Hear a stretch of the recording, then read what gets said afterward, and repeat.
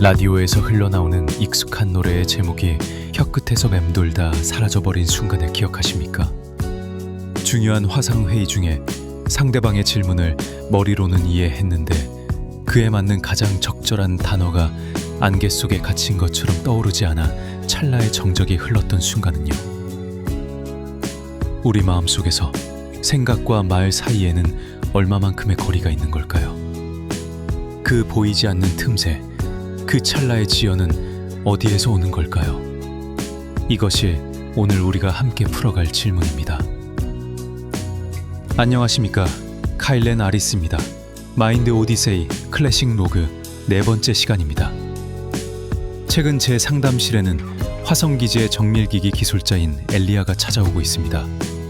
그의 업무는 아주 작은 실수 하나가 행성 간 통신을 몇 시간 동안 마비시킬 수도 있는 극도의 정밀도를 요구하는 일이죠.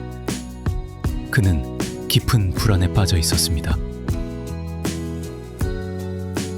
박사님, 예전엔 눈으로 보고 바로 손이 나갔는데 요즘은 보고 나서 생각을 한 후에야 움직인다는 느낌이 들어요.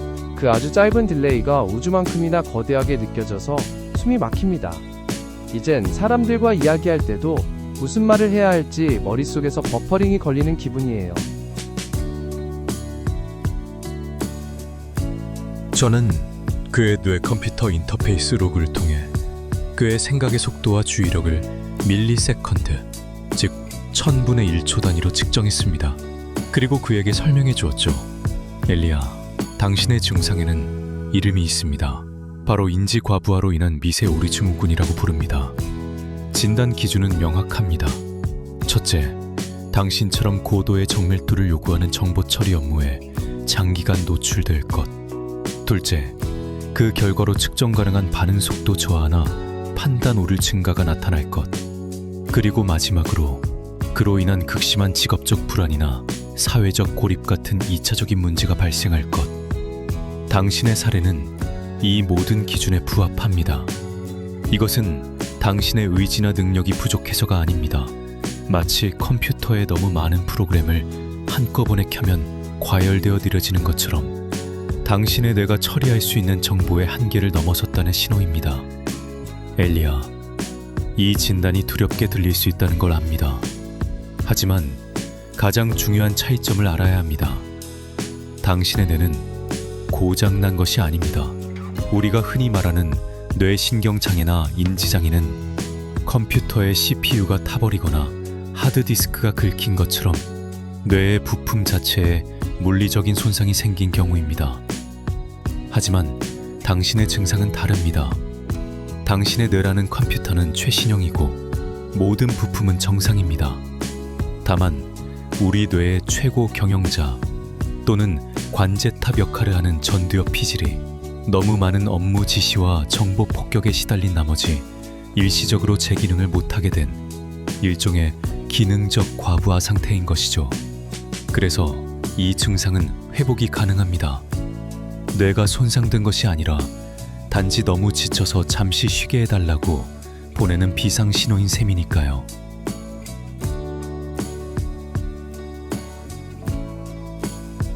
사실 엘리아의 증상은 22세기, 특히 화성 같은 개척지에서는 드문 일이 아닙니다. 우리 사회는 생존을 위해 궁극의 효율성을 추구하도록 설계되었기 때문입니다. 모든 자원은 한정되어 있고 모든 행동은 데이터로 측정되고 평가됩니다. 인간의 작은 실수는 시스템 전체의 실패로 이어질 수 있다는 믿음이 팽배하죠. 이런 사회에서 느리다는 것은 곧 쓸모없다는 것과 같은 의미로 받아들여지곤 합니다. 많은 전문가들이 뇌의 처리 속도를 높이기 위해 신경 인터페이스를 사용하지만 이는 역설적으로 뇌에 더 큰 부담을 주어 결국 엘리아처럼 시스템이 과열되는 결과를 낳기도 합니다. 항상 켜져 있어야 하는 always on 문화, 이것이 바로 이 새로운 질병을 만들어낸 사회적 배경입니다. 저는 그에게 인지 부하 재조정 치료를 처방했습니다. 과열된 뇌를 식히고 정보 처리 방식을 다시 건강하게 만드는 과정이죠. 예를 들어 첫 번째 단계는 디지털 안식일입니다. 일주일에 몇 시간만이라도 업무와 관련된 모든 데이터 스트림에서 완전히 벗어나 아무것도 하지 않고 멍하니 창밖을 보거나 단순한 산책만 하도록 했습니다. 이는 뇌의 CEO인 전두엽 피질에 휴식을 주고 스트레스 호르몬인 코르티솔 수치를 낮춰 과열된 시스템을 안정시키는 효과가 있습니다. 두 번째 단계는 감각 전환 훈련입니다. 그는 온종일 시각 정보 처리에만 뇌를 사용합니다.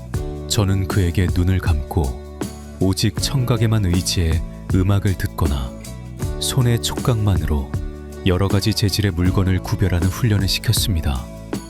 이는 한쪽으로 과도하게 쏠린 뇌의 부담을 다른 감각 신경망으로 분산시켜 뇌가 고심 차려온 연결을 만들고 회복할 시간을 주는 과정입니다. 이렇게 우리는 지금 생각의 속도를 숫자로 볼 수 있습니다. 그렇다면 인류는 언제 처음으로 이 눈에 보이지 않는 마음의 움직임에 초시계를 대보려는 이 위대한 도전을 시작했을까요? 시간은 19세기 후반, 세상이 과학의 힘으로 들끓던 시대입니다. 찰스 다윈이 종의 기원을 발표하며 인간이 더 이상 신의 특별한 창조물이 아닐 수 있다는 충격을 던졌고, 물리학과 화학은 눈에 보이지 않는 원자나 에너지까지도 측정하고 법칙을 만들어냈죠. 모든 것을 과학으로 설명하고 증명할 수 있다는 과학 만능주의의 열기가 세상을 뒤덮고 있었습니다. 바로 그때 아주 꼼꼼하고 진지한 성격의 독일인 의사이자 생리학자 비렐름 분트가 있었습니다. 그는 아마 이렇게 말했을 겁니다. 화학자들이 물을 수소와 산소로 분해하듯 우리의 복잡한 마음도 가장 기본적인 재료들로 분해할 수 있지 않을까? 슬픔이라는 감정은 대체 어떤 감각과 어떤 생각들이 합쳐져서 만들어지는 걸까? 그의 이 질문이 바로 현대 심리학의 시작이었습니다. 당시 독일의 대학들은 학문의 자유라는 아주 특별한 전통이 있었습니다. 교수가 자신의 연구를 마음껏 펼칠 수 있도록 대학이 믿고 지원해주는 분위기였죠. 라이프치히 대학은 분트라는 위대한 학자가 마음이라는 새로운 씨앗을 뿌릴 수 있는 가장 비옥한 토양과도 같았습니다. 과학에 대한 시대적 열망이라는 햇빛이 내리쬐고 학문의 자유라는 자양분이 있었기에 그는 1879년 그곳의 한 낡은 건물 3층에 인류 최초의 공식적인 심리학 시험실을 열 수 있었습니다. 이것은 심리학이 드디어 철학자의 서재에서 벗어나 과학자의 실험 가운을 입게 된 역사적인 학문적 독립선언이었습니다. 그의 목표는 마음의 구조를 밝히는 것, 즉 마음이라는 레고와 같은 블록들이 어떤 기본 블록들로 이루어져 있는지 알아내는 것이었습니다. 그는 자신의 이런 생각들을 모아 생리 심리학의 원리라는 책을 썼는데, 이 책은 심리학 최초의 교과서라고 불립니다. 마음도 과학으로 연구할 수 있다는 출사표와도 같았죠. 이 책과 실험실의 탄생은 사회에 큰 영향을 미쳤습니다. 전 세계의 대학에 심리학과가 생겨나기 시작했고 심리학자라는 새로운 직업이 탄생한 겁니다. 이전까지 사람들은 마음이 아프면 성직자나 철학자를 찾아갔지만 이제는 마음의 문제를 과학적으로 분석하고 상담해주는 전문가를 찾아갈 수 있는 길이 처음으로 열린 것이죠. 하지만 분트의 엄격한 실험실에도 재미있는 일화가 있습니다. 그의 제자 중에는 제임스 맥킨 커텔이라는 아주 똑똑하고 야심 넘치는 미국인이 있었죠. 그는 사람마다 다른 마음에 관심이 많았습니다. 그래서 그는 스승인 분트 몰래 사람마다 단어를 읽는 시간이나 색깔을 보고 이름을 말하는 시간이 얼마나 다른지 측정하기 시작했습니다. 나중에 이 사실을 알게 된 분트는 탐탁지 않아 하며 이렇게 말했다고 합니다. 개인의 차이를 연구하다니 참으로 미국적이군. 개인의 실용적인 능력에만 관심을 갖는 것이 순수 과학을 하는 독일인 학자의 눈에는 조금 경박해 보였던 겁니다. 하지만 아이러니하게도 분트가 탐탁지 않아 했던 바로 그 연구가 훗날 개인의 지능이나 성격을 측정하는 심리 검사라는 거대한 분야의 시작이 되었습니다. 때로는 스승의 가르침에 대한 작은 반항이 새로운 길을 열기도 하는 법이죠.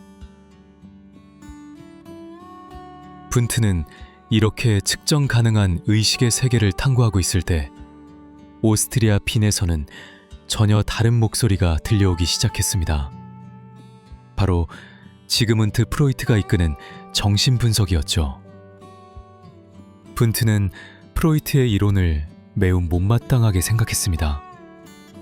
그에게 무의식이나 억압된 욕망 같은 개념은 증명할 수 없는 신화나 다름없었기 때문입니다. 기록에 따르면 분트는 이런 종류의 이론들을 사이비 설령이라고 부르며 강하게 비판했다고 합니다. 아마 그는 이렇게 생각했겠죠. 빈의 의사들이 꿈이나 말실수를 가지고 무의식을 이야기한다고? 그것은 과학이 아니지. 신화일 뿐이야. 측정할 수 없는 것을 어떻게 과학이라 부른단 말인가? 이처럼 분트는 프로이트의 정신 분석을 과학의 영역에서 완전히 배제했습니다. 사실 분트도 실험실만으로는 마음의 모든 것을 알 수 없다는 사실을 알고 있었습니다. 그래서 그는 말년에 무려 10권에 달하는 민족 심리학이라는 엄청난 대작을 썼습니다. 그는 언어나 신화, 종교처럼 한 사회의 문화 속에서만 만들어지는 복잡한 마음은 실험실에서 측정할 수 없다고 생각했죠. 이는 훗날 사회심리학의 중요한 뿌리가 되었습니다. 분트는 실험실에서는 엘리아 같은 개인의 반응 속도를 연구하고 서재에서는 솔 시스템 멜랑콜리아처럼 특정 문화 속에서 나타나는 마음의 문제를 연구했던 아주 넓고 깊은 학자였던 셈입니다. 분트의 실험들은 지금 보면 아주 단순하고 원시적입니다. 하지만 마음도 저울에 올리고 자로 잴 수 있다고 믿었던 그들의 생각이야말로 진정한 혁명이었습니다. 제가 제 내담자의 미세한 반응 속도 차이를 분석하는 것은 바로 분트가 시작한 이 위대한 여정의 연장선상에 있는 셈입니다. 하지만 마음을 실험실에 가두고 레고 블록처럼 하나하나 분해해서 보는 것이 과연 마음의 전체 모습을 보여줄 수 있을까요? 흐르는 강물을 컵에 떠서 분석한다고 해서 강 전체의 거대한 흐름을 이해할 수 없는 것처럼 말입니다. 유럽에서 마음을 분해하고 있을 때 바다 건너 미국에서는 완전히 다른 질문을 던진 심리학자가 있었습니다. 마음은 무엇으로 이루어져 있는가가 아니라 마음은 대체 왜 우리에게 필요한가? 이 복잡한 마음은 우리가 살아남는데 어떤 도움을 주는가 하고 말이죠. 다음 로그에서는 미국 심리학의 아버지 윌리엄 제임스와 함께 흐르는 강물 같은 의식의 세계로 함께 떠나보겠습니다.